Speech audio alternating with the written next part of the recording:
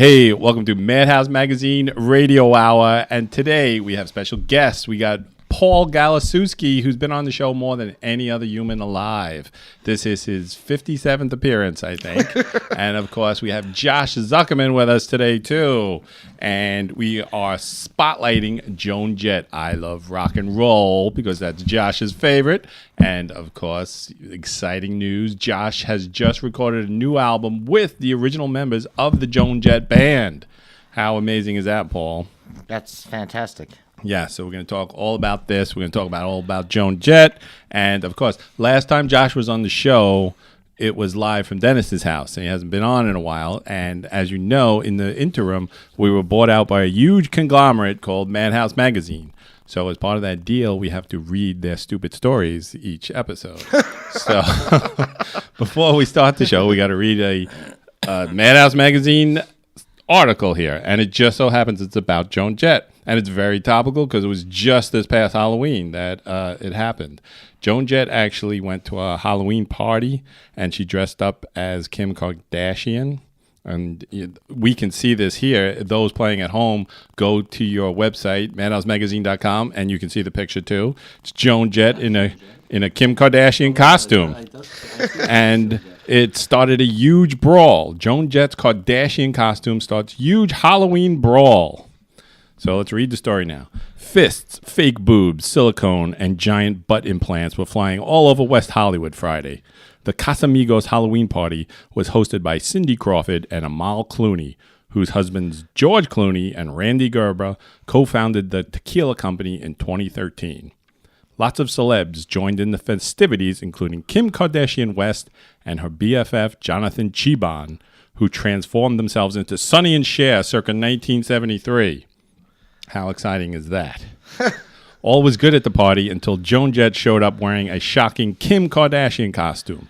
All in attendance loved the costume except for Kim K, who was insulted by the exaggerated boobs and buttocks. Kardashian was standing by the buffet table, gorging herself on spicy Cheetos when Jett walked past. She doesn't look anything like me. How dare she? Who is this no-talent Joan Jett anyway? What has she ever accomplished? Shrieked Kim. I bet she doesn't even have a sex tape. Kim confronted Jett, spilling a drink on her and calling Joan a basic bitch. Jett laughed in Kardashian's face and walked away. Kardashian followed in hot pursuit, and it all hit the fan when Kardashian popped one of Jett's fake butt implants. Jett had enough and gave Kardashian a mule kick to the chest that popped a boob implant. Jett followed up with an uppercut to Kardashian's chin, dislodging lip implants and plastic nose cartilage. As Kardashian lay on the floor dazed, Jett sneered in her face, "Don't F with me, I'm your cherry bomb," and then spit in Kim K's face. Jett was led away by Courtney Love and David Spade as the crowd erupted in applause. Let's hear it for Joan Jett and Madhouse Magazine and Kim Kardashian. Don't you wish you were at that party? Doesn't that sound like fun? I want to see this. Is this on YouTube anymore? I don't know. I think they erased all the evidence of it, but sounds like a good time. So, before we get into this, I have to discuss something with Paul. Sure. I want to discuss why you hate me so much, Paul. Me? That on a recent event, I requested that we get a replacement drummer. Do you recall this? Yes. And you sent me a replacement drummer, and I spoke to him on the phone. Oh. And he said, all right, send me your song list. So I sent him the song list, and I spoke to him on the phone, and he said, okay, I know half of these songs. I'll know the rest by next Monday. So next Monday came, and we show up, and he doesn't know any of the songs. He didn't even a broken clock is right twice. But this guy didn't even hit the one cymbal correctly. And then we said, all right, can we do, what song do you know the best? Let's do that one. And he named a song, and we started to do that song. And he had to stop in the middle because he didn't know it. So there you have it. And you want to know the worst part of this, Paul? That I gave up meeting Ringo Starr and Joe Walsh for that. Yeah. That's a true story. No, wait. Keep in mind, you did perform with him previously. I guess I did. Yeah, you did. I don't know what happened. Perform with him previously. I think you guys ganged up on me though. No, and then I gave you another guy. Yes, after that. Yeah. So, all right, we're even now. So anyway, so let's play some music now before we get to the Josh story and the Joan Jett story. So we're gonna play some Joan Jett, of course, and some songs from 1981 because this album came out, Josh, as you know, on what date? Date? Yes, it's actually very close to an anniversary. It came out November 18th, 1981, and today is like November 13th, right?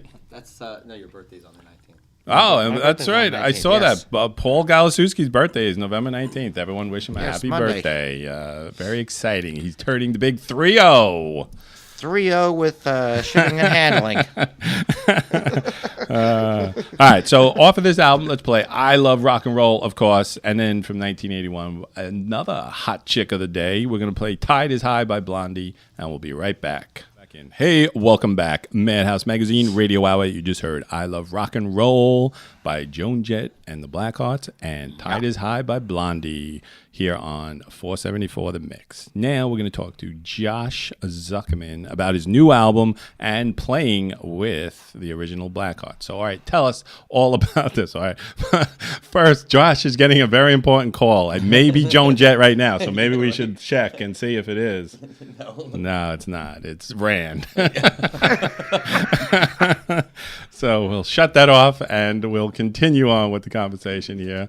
You want to turn that off so it doesn't interrupt us? It's like,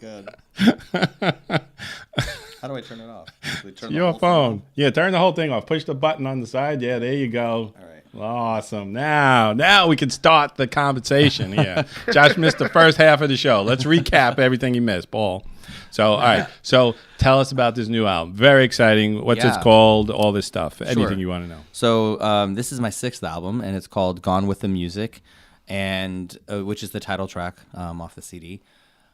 And it's really exciting because I'm fulfilling a childhood 14-year-old dream come true, being able to record the songs with legendary Tommy Price, who was the drummer for Billy Idol, Scandal, and also Joan Jett for 30 years. And then Gary Ryan, who was the original bass player, who played on all of her hits, I Love Rock and Roll, Crimson Clover, Bad Reputation, all that stuff. Mm-hmm.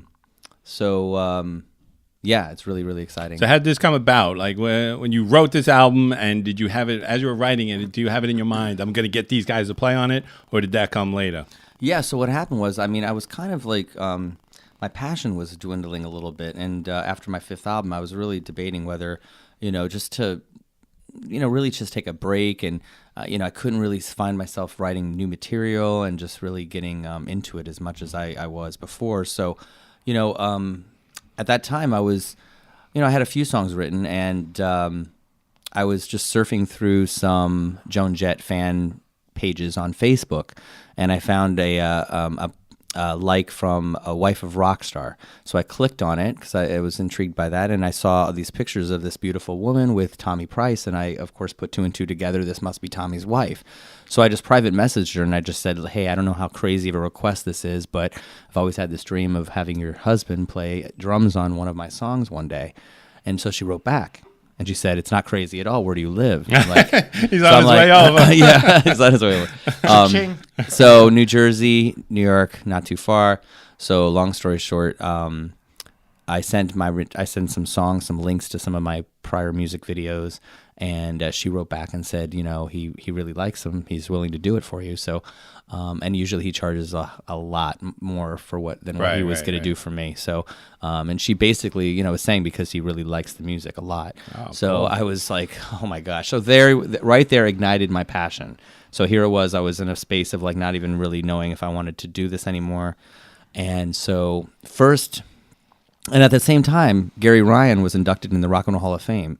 In 2015, Joan Jett was inducted, and so the original Blackhearts were inducted. And so, of course, I Facebook friended him around that time, and he was a teacher. So he left the Blackhearts in 1986, and he was a teacher.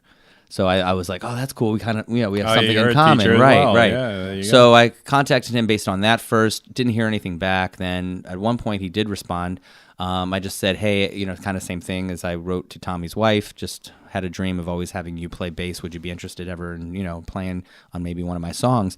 He wrote back, yeah, sure. And then I sent him the links as well. And he wrote back, he's like, holy, I don't know if you like to cuss on this, but he's like, oh my gosh, like, you don't need me. You're a professional. What are you doing asking me? He's like, I thought you were just some kid on a couch that was just, he was just trying to be nice to me. And so anyway, he's like, sure, I'd love to help you out. So, he lives in Pennsylvania, like 3 hours away. Okay. And then when he found out that Tommy was also involved in it, they both were super stoked because they've never actually played. Oh, that's right. In the band together. According to my calculations, you said he left in '86 and the other guy joined in '87. Right. So they, of course, they've played together. They, before probably, but not like on an album or like, actually. So they were pretty stoked about being, to play together. And so we did 3 songs first, and then afterwards it was just such an incredible experience, that they both wrote back saying that, actually, Paul, you were there when I got that message, remember? Yes. I was like, they wrote back and said, this was great fun. We should do more, bro. I was like,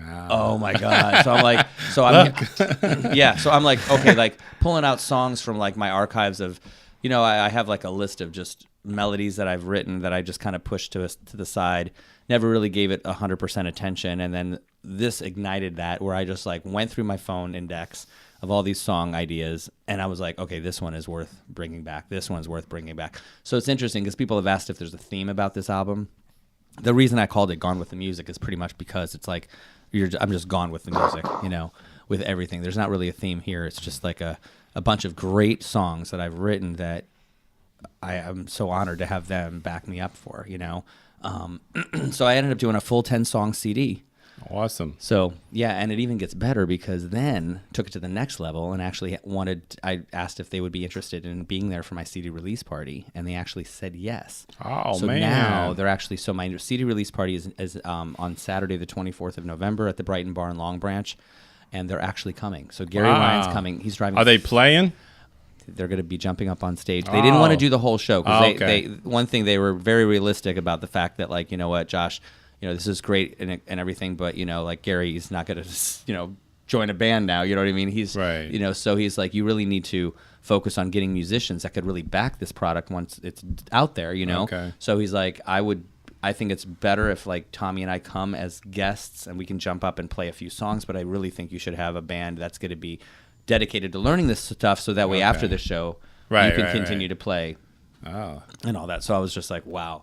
So they're coming. They're going to jump on stage for about 4 or 5 songs. That's awesome. And there's, of course, a very special thing that's going to happen, which I'm so excited about. But it's that secret? Yes. Oh, I think that means Joan Jett's coming. No, God. That would be... Imagine that if she just showed up and you didn't know about it. I bet you would drop dead right on the stage. It would literally be one of those Oprah moments. That would be amazing. But you know what? I mean, I'm hoping that even she gets to, hear about it. Because he's the current drummer in the band. So yeah. And do you know the bass player? Because he's a local guy, Hal Seltzer. He lives around here too. So... Yep, I'm friends with him on Facebook too, yeah. And also Michael McDermott, which is now he's been playing with Joan, the drummer, right now while they're on tour. Because Tommy was dealing with some medical stuff, right now. Okay. So they wanted him to be closer to home, just to be close, and stuff like that, which makes sense because being on the road and stuff can be very difficult. Absolutely. So Michael McDermott is the drummer right now that's touring with her, and. But it was cool because he actually responded. I wrote to him telling him that I worked with Tommy and Gary, and he wrote back and he was just like, "Oh, that's so cool! I'd love to hear it," And so now you can work your way in and say, "All right, I played with these guys. You guys want to play with me too?" And next thing you know, Joan Jett's at your house. Joan Jett's at my house.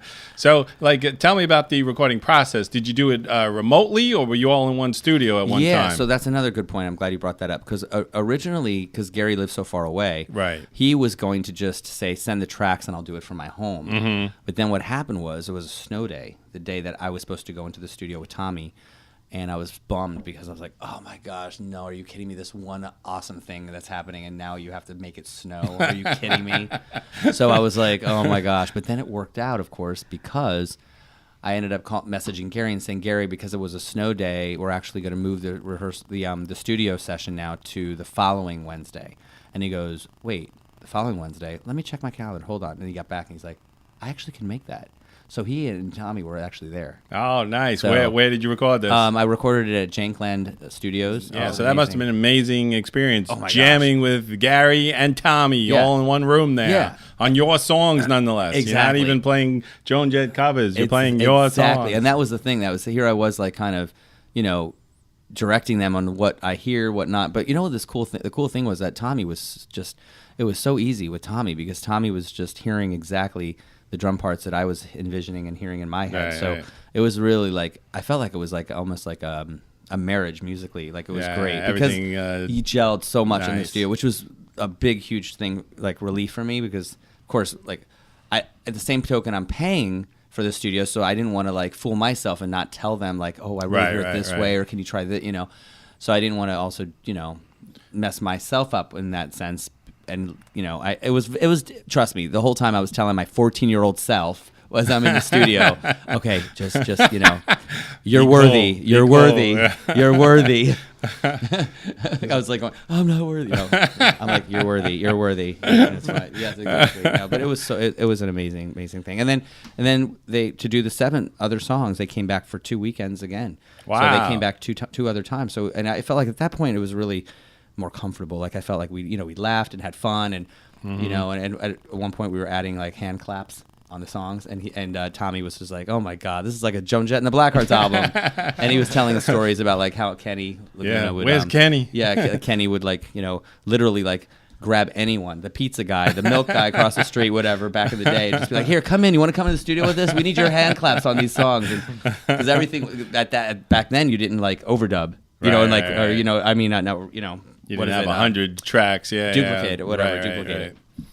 So you needed like. If you wanted 20 hand claps, you better get 20 people like how to do it. Wow, that is an awesome story, Paul. Absolutely. Yes, that is amazing stuff. So now when is this album out? Is it out now? Is it coming out? It's going to be released on November 24th. Okay, that's the release party. That's why yes. they call it a release party, Paul. Yes. Because it's on the day of the release. Yes. I told you that. I get it now because I haven't heard this yet. I'm very excited to hear this. We're going to play a song later, but I have not heard it yet. And I'm sure it's going to be awesome. Yes. Very excited. I cannot make the 24th because my actual band is playing that night too. But if it didn't, I would come. Even though my enemies might be there as well, I would still show up. No. So now, there was supposed to be a whole bunch of other people here tonight. Now, yes. And they have something to do with this as well? Yes. Angelia. I know Angelia, yes. Yeah, she's been on the show. Very I'm lovely performing girl. with her. Great singer. You're like the opening bands for her? We are performing right before Josh goes on. Okay. I didn't have much to do with this album that he produced, so I've been performing with Angelia. So we are going to be performing prior to his show, and then Christine Martucci. Christine.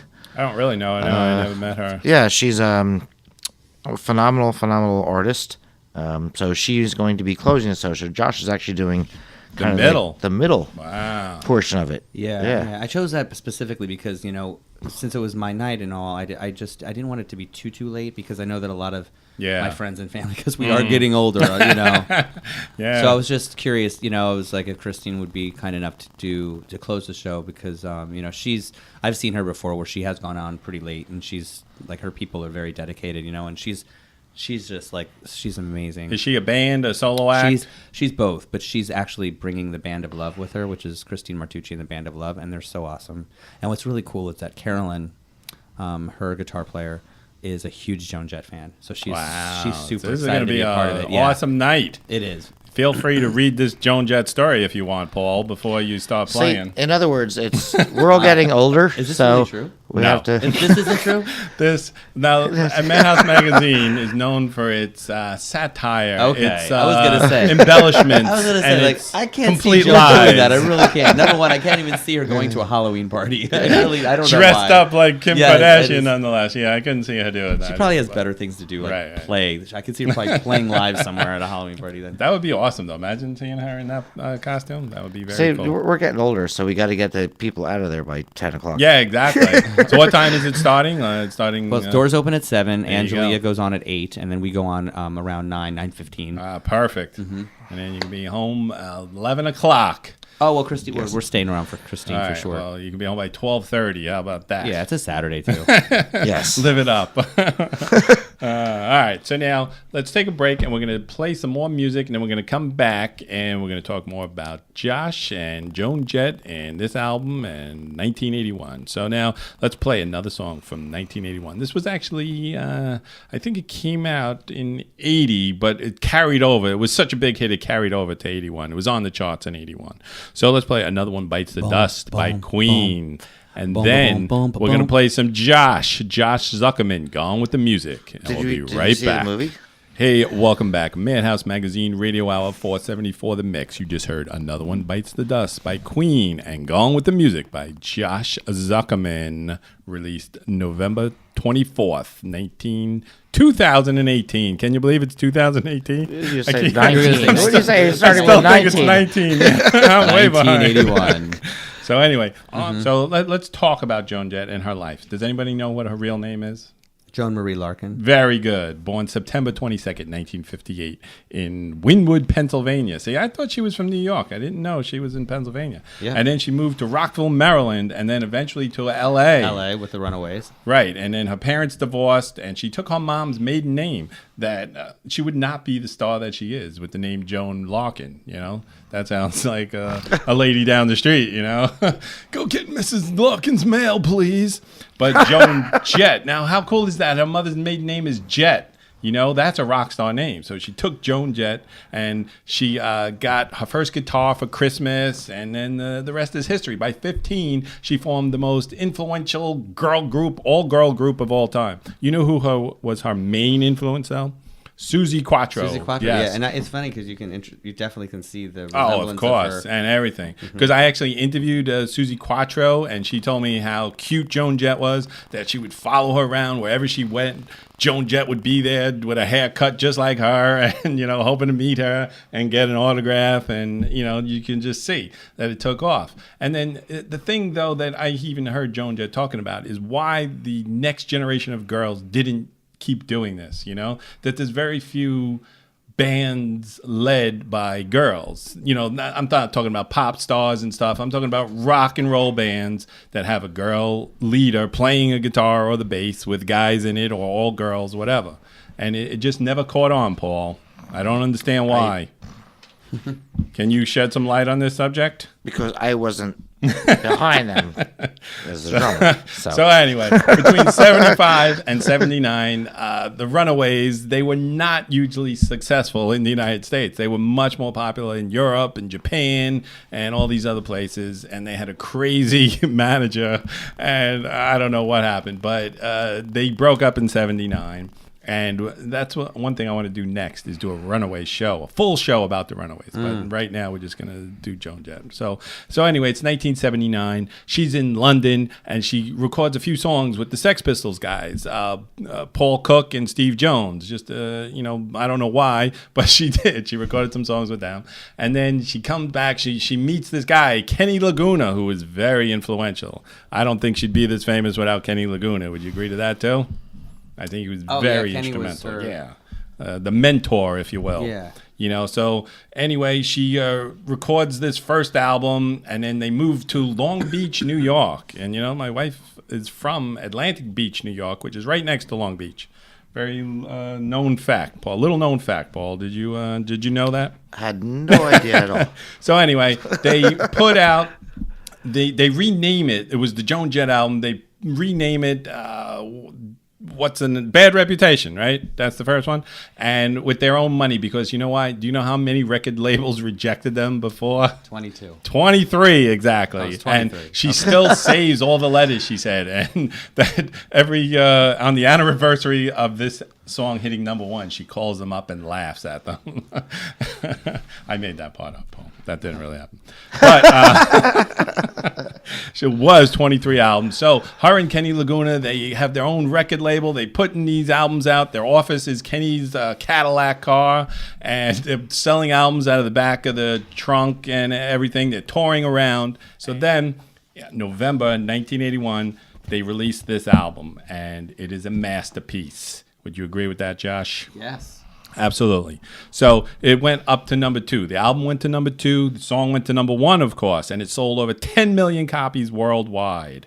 Produced by Kenny Laguna, etc. And now, this is actually a rare copy, I just found out, too, that early copies of this album had Little Drummer Boy on it because it was November. But after December, they took Little Drummer Boy off and put a newly recorded song, Oh, Woe Is Me, on here.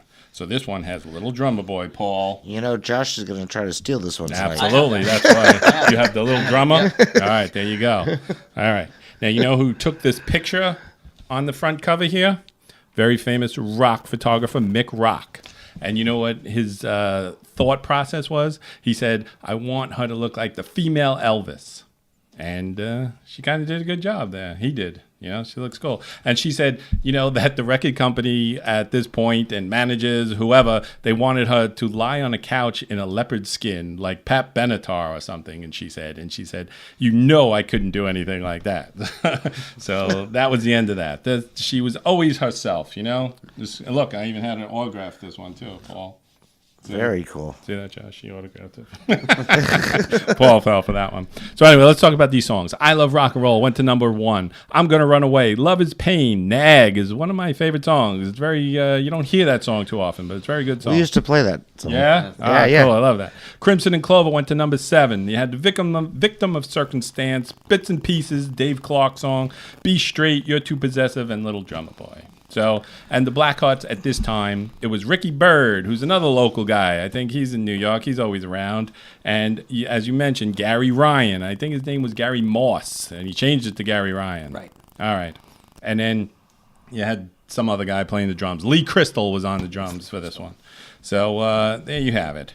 And, of course, Joan Jett, the coolest rocker chick of all time, the godmother of punk, the original Riot Girl.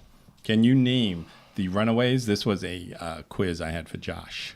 Can you name the original Runaways? The original Runaways? Oh, they're always the same. So Without cheating. Okay, well, Without cheating. Sandy West, Jackie Fox, Sherry Curry, Lita Ford. there you go. And Joan Jett. Joan Jett. Yeah, absolutely. Very good. Good stuff. A little known fact that Josh, I would guess you would know, but I didn't know this until I was researching for today's show. So if you know this, I'll be very impressed. Do you know that she did not write I Love Rock and Roll? Yes. That it was written by another band who recorded it before them, who it was called The Arrows. The Arrows, yes. Yeah. And, it's an actually very good song. I listened to that song, and it's a very good song. And it sounds very similar, but it's a guy singing it. And, when she was on tour with the Runaways, she had heard this song somehow on some TV show or something in Europe. And she said, oh, my God. And they would always play it. And eventually it came on. Here you go. In the first half of 1982, I Love Rock and Roll was the number 1 on the Billboard Hot 100 for 7 weeks in a row. It is Billboard's number 56 song of all time. And she has been inducted into the Rock and Roll Hall of Fame. And this song has been inducted into the Grammy Hall of Fame. So there you have it. She went on, of course, to more fame and fortune, but we're just focusing right now on 1981, I Love Rock and Roll. So, you know what else I found out, Josh? Did you know that there is a Joan Jett Barbie doll? I have them. Oh, my God. And you didn't bring it? Damn. No. Go home and get it. We're going to do an addendum to the show. And I say I have them because I have 2 of them. It's the same one, but I have 2 of them because I got them. People kept giving them as gifts because they didn't know that I would have one. Right. I didn't know this existed. I said, you got to get one. I was going to tell you, go out and buy it. I saw it on eBay. You can get it they're very expensive now, too. Now they are, yeah. They're rare. And did you know that they made a whole set? It was called the Ladies of the 80s. And there's a Debbie Harry and a Cyndi Lauper one as well, Paul. Really? So, yes, I'll get you the Cyndi Lauper for your birthday, and you get me Debbie Harry for my birthday. My birthday is a deal. end of November That's a deal. as well. So, there you have it. That was 2 facts that we learned tonight, Paul. That you can get a Debbie Harry and a Blondie, Cyndi Lauper, and Joan Jett doll, Barbie doll. Well, I know that Joan Jett, Josh is my best friend, so... You've seen this doll? doll? I've seen this doll, yeah. He slept with multiple the doll. times. Yeah. It was cuddly. Yeah. There you have it. So that's all I got about Joan Jett. Oh, did I play? Yeah, okay, I did. We played more songs. So is there any more facts about Joan Jett that anyone would like to share that about this album. Do you remember this song in 1981, Josh? Did you have this album? Yes. Hey. It was everywhere. You couldn't go anywhere in 1981, 1982 without hearing "I Love Rock and Roll." Right. And It's a classic. And I never got sick of it. I got to say, as much as I heard it, and I still love it. Listened to it last night again today. I love it. It has the best guitar sound. It really is. Right. It's you know? just like that great rock and roll, cool sound. There you have it. 1981, Joan Jett. We love Joan Jett. So now, remember, the CD release party, November 24th, Brighton Bar, Long Branch, New Jersey. The Blackhearts are going to be there. How do you get tickets? At the door? Or Tickets are $15 from if you get them from us in advance, or at the door they're $20. So there you go. It's going to be worth it. It's going to be a killer show. Surprises at the end that Josh can't even reveal. So it's worth it just for that. So, all right. So I'm going to wrap this show up now, and we're going to play Crimson and Clover by Joan Jett, another one of my favorites. I love basically every Joan Jett song, but that's another one. And, of course, we're going to now play I Love Rock and Roll by the Arrows. You're going to get to hear the original version, Paul. Wow, really? This is something. So make sure you check out That's the show, fantastic. which will air not this coming up Friday, but 23rd Friday, right nice. before your show. Perfect. Great, thank you. And then we're going to play the Artist of the Month. So there you have it. I want to thank my guests, Josh and Paul. Can never say Paul's last name, but let's hear it for us. Give us ourselves a big hand. We will see you next time, MadhouseMagazine.com, 474 The Mix.